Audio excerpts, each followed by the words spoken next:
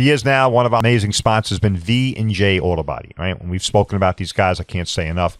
If you get in an accident, you know that 8 out of 10 people have no idea where they're going to bring their car if they get in an accident. They just don't think about it, right? So we want you to know that V&J Auto Body, okay, is a state-of-the-art facility, all right? And if you need collision work, auto body work, if you're involved in an accident, you're going to have to file a claim with the insurance company.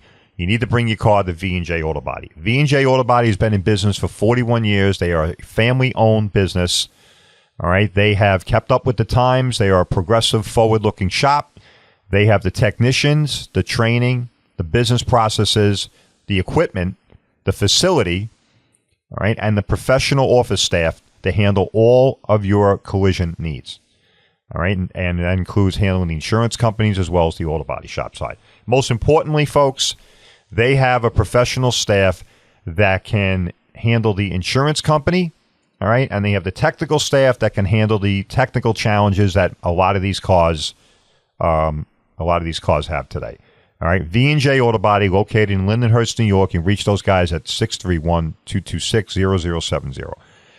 Know who's fixing your car and why. All right, getting in an accident is no joke, and where you get your car repaired isn't either. Choose V&J Auto Body for your collision needs. All right, welcome everybody to another exciting episode, the one and only Crash Course. A lot going on here. I got some stuff to share as usual. Some of it juicy, some of it pertaining to our material. And what is our material? Well, if you've been with us since the beginning, congratulations. And I say that sincerely. We really appreciate it. All right, our followers who have been with us from the days of the radio right through the days of the podcast. So thank you very much. We continue to push the envelope here. What do we mean by that? Well, you know, we try and liven things up. All right, I got some youngsters in the background here that try and keep me grounded in what's getting people excited and energized these days. I mean, because the stuff we talk about here, Crash Course, can get a little dry to say the least. And some of it gets repetitive, but unfortunately, with the material that we discuss, auto body, collision work, insurance, state regulations, stuff like that, some of that stuff just needs to be repeated, especially because of what's going on, right? If you caught the last episode, if you didn't, go check it out. A little bit of a rant there. I love when I get on a rant about some stuff that's going on, and it's just I think it's crappy. Really, to say the least. I think it's really horrible, and I've been in this industry for over 30 years. Started out when I was in my 20s, and now I'm in my 60s. And suffice it to say, I've seen a lot of changes, and none of it for the better. Right now, younger people might look at me and be like, this guy's a fossil. Nothing's gonna be good to him because everything is in the rearview mirror, and everything's 50-50 hindsight. Okay, no problem. I hear you. All right, I totally hear you, and I give you your due diligence on that. However, okay, there's always a however, right? At least it's not a but. A but is worse than a however. Trust me. However, as with anything else in life, right, you do have to qualify that, right? What do I mean by that? With certain things, certain subject matter, certain themes, certain industries, whatever it is you're talking about. That whole approach, right, about being the fossil, the old fart, the old man, the old people, looking in the past, rearview mirror, all that stuff. What I mean by has to be qualified is, yeah, all right. Listen, if you're talking about music or you're talking about some relevant thing like that, okay. Yeah, to an extent, right? I mean, when I was younger, maybe I did the same thing, although I like to think we were a lot more broad-minded in my generation with music. I mean, I can remember driving around in my friend's GTO. We had a 69 or 70 convertible GTO, driving around in that thing, and we had the 8-track tapes going. If you don't know what any of this shit is, Google it. 8-track tape going, and we were blasting The Wanderer by Dion and stuff. And that shit went back to the 50s, right? And we were in the 70s. So we were big Beatles fans. But we really like the 50s music. I don't know if any of that goes on anymore. It doesn't seem like it to me, but I don't have kids, I don't have grandkids, so I'm not really probably the greatest barometer of that kind of stuff.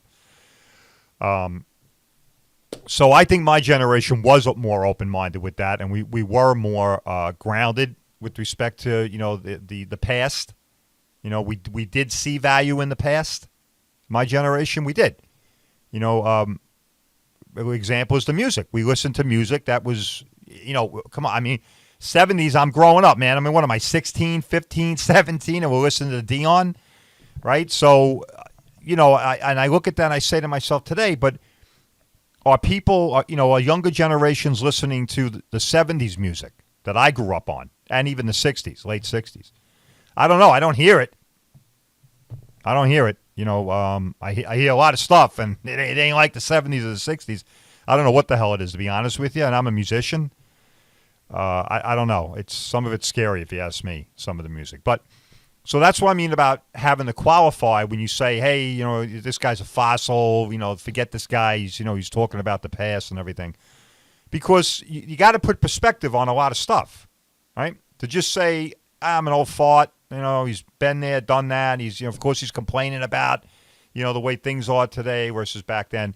But I don't think so. All right, and that's what I mean about qualifying. When I just talked about how my generation was embracing the 50s music. That would be like, I don't know, generation whatever. I can't keep up with all these generations. Generation Z is, Generation X. I mean, you got the alphabet soup here. But I would liken it to people right now in their teens, like let's say late teens, 16, 17, 18, listening to, I don't know, 80s music maybe? Maybe? Or is that even too far? Maybe not even 90s? But I don't hear it. I don't hear it. So I don't know. I don't really see it, and I don't hear it. I don't know. Maybe that is happening. I mean, hopefully, I would love if that is the case. That young people have a broad enough mind to be interested, and especially listen. I think most people like music, but if you love music or you're a musician, definitely if you're a musician, I hope like hell, if you're a musician, you have some interest in past music. If not for anything else, if just to appreciate the music itself, right? The instrumentation, the way songs were written, the themes that were applied to songwriting back then versus now, notation, the melodies, all that stuff, right? The lead parts, very different from anything that's out there now, right? So if you're a musician, I hope like hell you're interested in your craft enough to go back and check that out. So when I said earlier, when I started to get into the episode today about how I've been in the industry for 30 years and I've seen a lot of change, and I don't think for the better, I kind of took a long way around here to get back to this, but I think it was necessary to kind of, put some context on what I'm trying to say here. Yes, I am sensitive to the fact that nothing stays the same. Things change. Things move on. That's great. Beautiful. Everybody loves that, right? However, there's the however again. Remember, as long as it's not a but, no good with the but. However, usually in better situation with however. However, by qualifying that, I would say, okay, that things are definitely not better with respect to the insurance industry, okay? And if I'm wrong, love to hear from somebody out there to correct me, but I really don't think that things have gotten better for us. All right, what do I mean by for us? The consumer, right? You, me, your family, your friends, okay? And I worked at a lot of major insurance companies, and I never considered myself part of the insurance. All right, I just considered I was working there. So now that I'm not, all right, now I'm a real consumer of insurance, right? Like most of us probably are, right? The majority of us will never work in an insurance company, don't know anything about insurance unless you listen to the show all the time, in which case you're the smartest person in the room when it comes to insurance issues, regulations, collision, auto body, all that stuff. So, yes, I definitely think demonstrably things are worse than they were, setting aside what we discussed a little earlier about the being old or the fossil thing or being a relic and all that other crap that people like to throw around. I don't think things are good at all. All right. I think ironically, things were better for the consumer back then. Now, how screwed up is this? You got the information highway that came out, right? The internet rolled out. Then you had all the search engine companies, right? You had the Yahoos, you had the AOLs, you had the Googles, you had all this shit. I mean, you can Google anything. You can Google, right? I mean, it's just ridiculous. It's like having a Starbucks and a Starbucks. And yet, with all that information, right, which didn't exist back in 1986, folks, you had nowhere to go to find out about anything about the insurance industry. They held all the cards. They really did. All right. They held all the cards. That's not the case today. However, it's not the case, but there's the but. Okay? Remember, when you hear but, that means you better listen up, because but is never good. But the insurance industry has become much more oppressive and not user-friendly for us consumers. All right? And you could really take that to the bank coming from me, all right? Because I've been exposed to that wonderful industry I worked actually physically in the industry about 25, 27 years, and now I've been on the collision side for a little over 10 and a half years. So I think it's suffice it to say I've got a lot of wisdom to impart when it comes to that type of stuff. And that's the reason why you ought to tune into Crash Course all the time, because all kinds of stuff's changing all the time out there. The insurance industry, one thing they're really damn good at is just recreating themselves, right? Recreating themselves on a marketing side, which is really a joke. I'll touch on that. And recreating themselves on the claim side. Right? Unfortunately, when they recreate themselves on the claim side, it's usually not to help us. They're very good at making it seem like they're helping you, but it's all about them. Trust me, it's never about you. It's about them. Now, there's some insurance agent out there who happens to be listening to me or, stumbles on me. This guy's full of shit. I'm not. Okay? And if there's a claims professional out there, a management guy or something like that, and you're wringing your hands and rolling your eyes, well, you're full of shit, okay? I've sat through more insurance meetings, listened to more windbag middle managers go on and on about this thing and that thing, and we're going to do this, we're going to do that, and it's going to be great. And you know what, folks? At the end of the day, you know what they always told us? It was going to help us cut costs.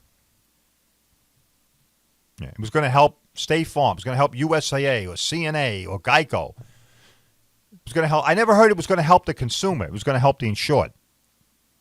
We're going to start doing this. We found a company in Timbuktu, Texas, which is going to drive down the cost of steering racks, because they take steering racks and they recondition them. Oh, okay. And how's that helping the customer? Oh, that wasn't part of the meeting. What was part of the meeting was, it's going to help the insurance company. It's going to lower our cost threshold on the estimates. See, because most steering racks are very expensive. In fact, some steering racks in BMWs are over $10,000. Well, they used to be. They might have come down a little bit. All right, so this is the kind of shit that goes on. So it's never about you and me. It's always about the company.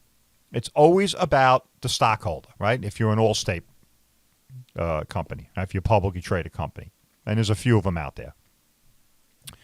Allstate. Holy crap. You insured with Allstate? Wake up. Listen up. Okay? Allstate, definitely, you're not in good hands, all right?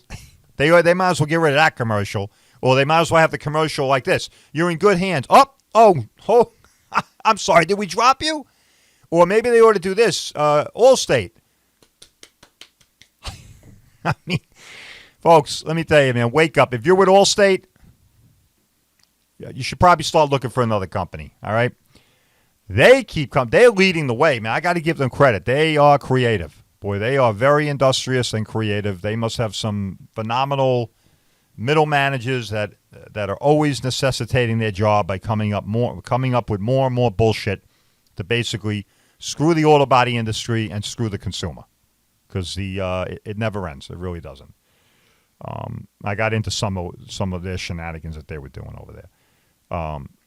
Yeah, but it's just it's not good, right? So in looking back into the past, things have gotten worse, not better for us, the consumer, when it comes to insurance products, insurance insurance products, whether it be for your home, for your house, for your boat, your trail, whatever it is. And don't you love the commercials, right? Check it out. Don't you just love the commercials? Does anybody pick up on this? Because you should be picking up on this. You got Progressive with the bird running around, right? I'm sorry, no, that's Liberty. Liberty's got the stupid bird running around, the dodo bird or whatever the hell that thing is. And then the other guy, Progressive's got the retarded commercials, and they all got some gimmick. And they're all selling the same shit. Folks, wake up. They're all marketing and packaging the same shit. Bundle up now. If you go with Progressive and you bundle your house and your car and everything else, it's cheaper. Allstate, you're in good hands with us. See an Allstate agent right around. Find out how you could save $800,000 if you bundle everything together. Your house, your home, your boat, your trailer. State Farm, the good neighbor. We're going to help you save a lot of money by bundling. I just went through 3 of them. Maybe I ought to be a marketing executive for some of them. I just went through 3 of them, right? Now, obviously, I paraphrased all that really quick. I don't know if all of it was accurate. I don't know anybody, making an issue of that. The point is that they're selling the same shit. They're all packaging the same stuff because you know what? They got nothing else anymore. They have nothing else, folks. They don't differentiate themselves. Allstate, State Farm, this one, and Encompass, Liberty Mutual, NYC, pick one. They're all doing the same thing. All doing the same thing. Nobody's compete. They don't compete. They look like they compete. I'll give them that again. Like I said, smoke and mirrors, man. They are the king of that. I just think next time you watch the commercials, come on, check it out. Go watch these commercials and really watch them and listen to what they're saying. And you will see that for the most part, they're all selling the same shit. They don't differentiate, and then they tell you about you go with this guy, and we're going to save you $750. Yeah, you know how they save you $750? Remember, Geico would turn around and tell you, sign up with Geico now and save 15%.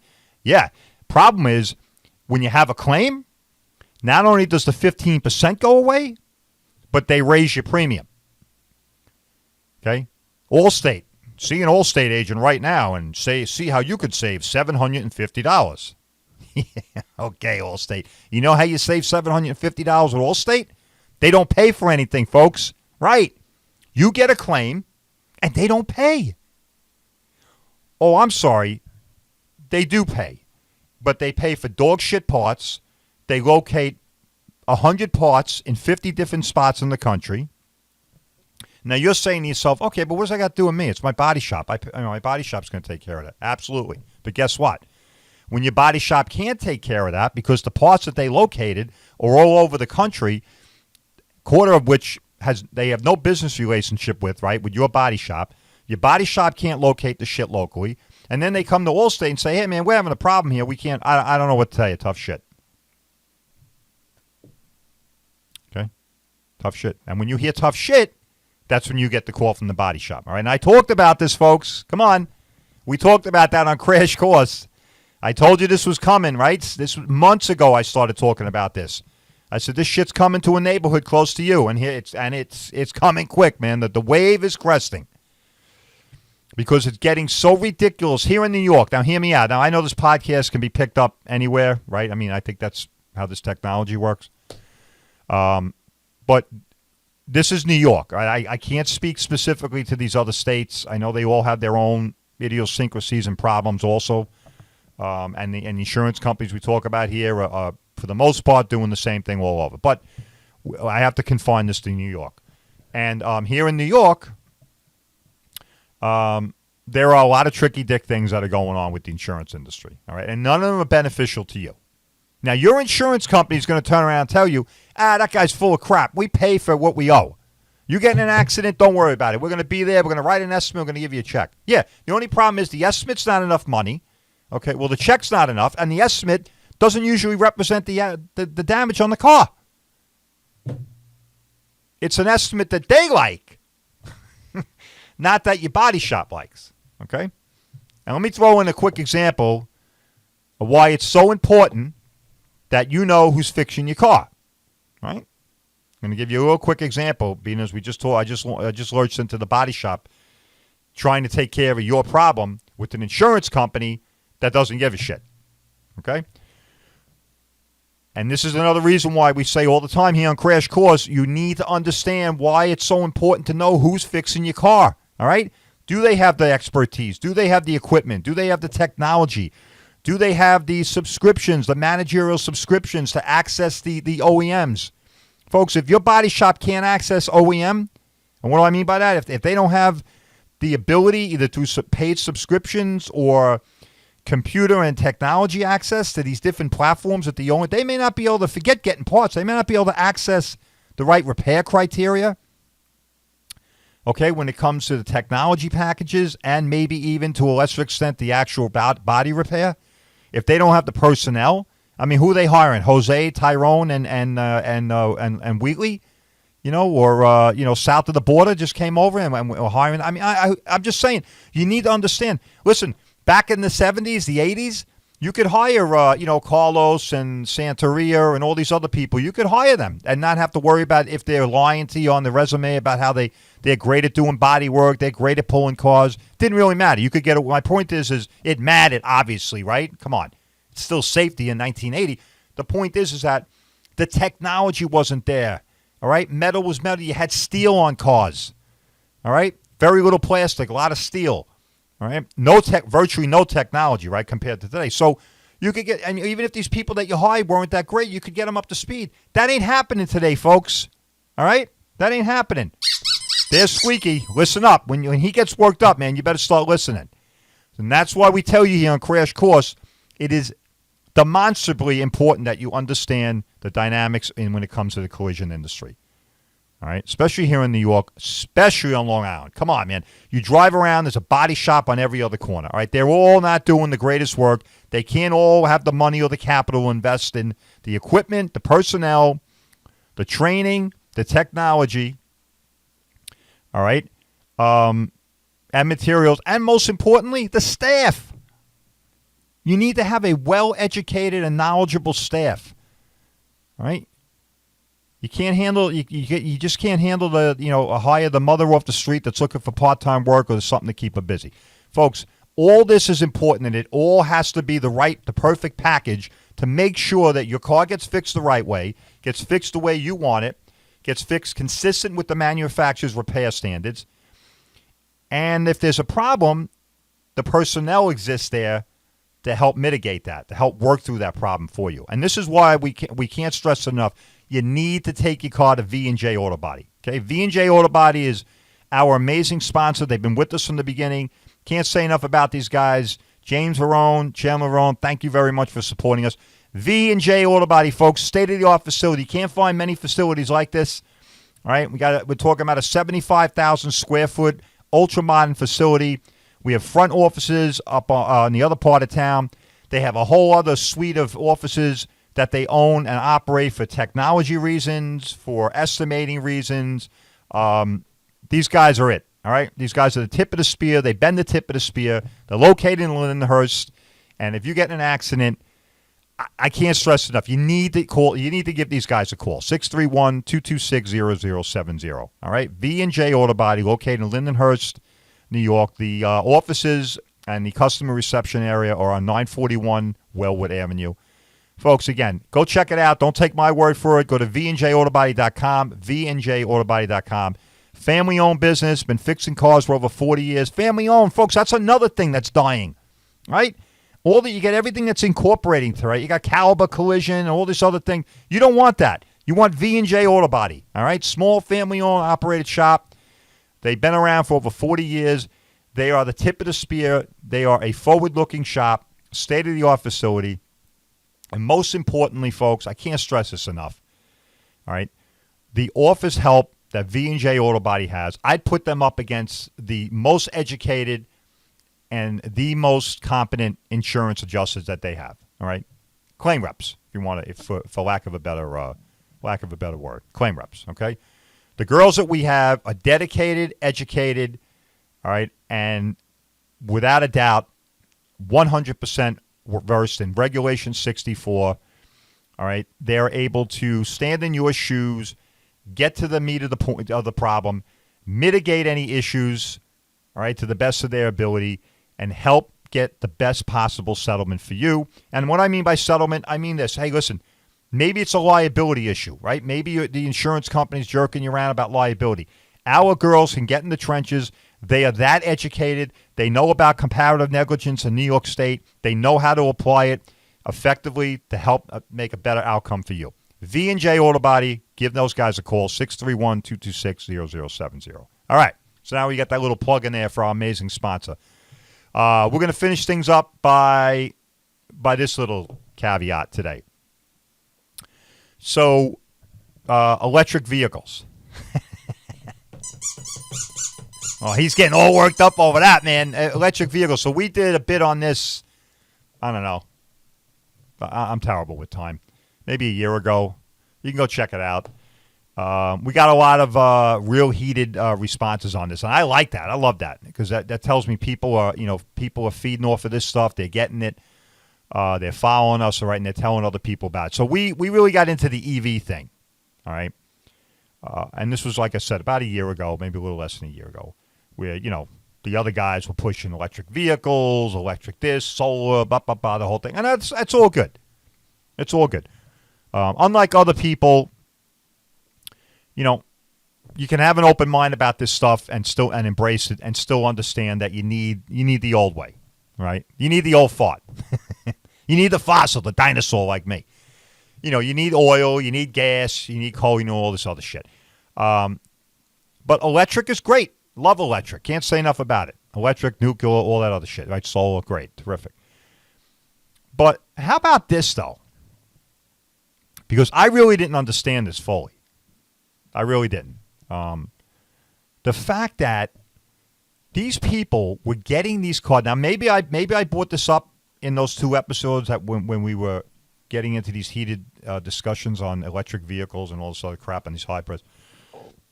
But I could not believe that these people were in essence being paid to go buy these cars.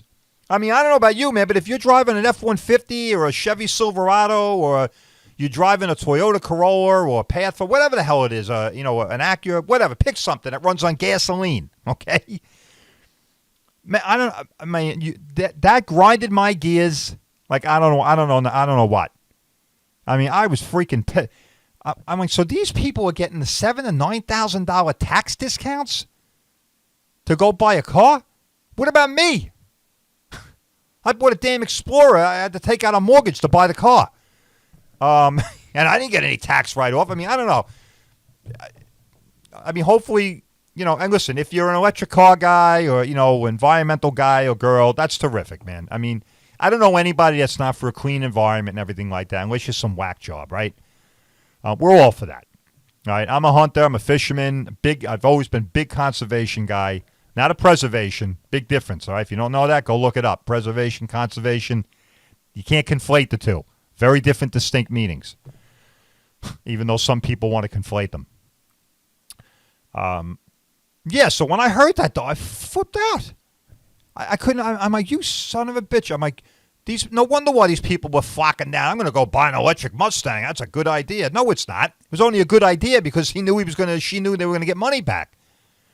So that really, like I said, that really grinded my gears. That really, lit my fire there.